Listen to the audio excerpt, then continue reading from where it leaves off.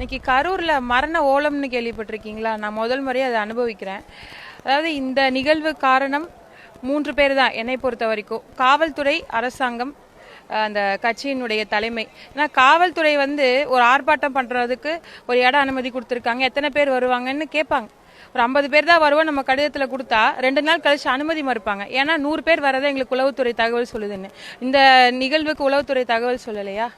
அதே மாதிரி அரசாங்கம் இத்தனை மக்களுக்கு மேல கூடுனாங்கன்னா அந்த இடத்துல மக்களுக்கு மேல கூடுறாங்கன்னா இந்த இந்த தொகை மக்களுக்கு இந்த இடத்துல அனுமதி கொடுங்க, இல்லைன்னா அனுமதி மறுங்கன்னு எதையுமே செய்யல. அதை தாண்டி கட்சியினுடைய தலைமை அவருக்கு வேணும் இல்லைங்க, யாரை பார்க்க வர்றாங்க? அந்த கட்சி அந்த அவர் தான் பார்க்க வர்றாங்கும் போது அவருக்கு வந்து ஒரு ப்ரிகாஷன் ஆக்டிவிட்டிஸ் நம்ம கட்சி சார்பாக என்ன எடுத்திருக்கோம். அவர் சொல்றாரு தான், மரத்து மேலே ஏறாதீங்க, இந்த மாதிரி பண்ணாதீங்க, குழந்தைங்களை கூட்டு வராதீங்கன்னு. ஆனா அதை தாண்டி மக்கள் வர்றாங்கன்னு அவருக்கு தெரியுது இல்ல. அப்போ அவர் என்ன பண்ணிருக்கணும்? Precaution activities எடுத்திருக்கணும்.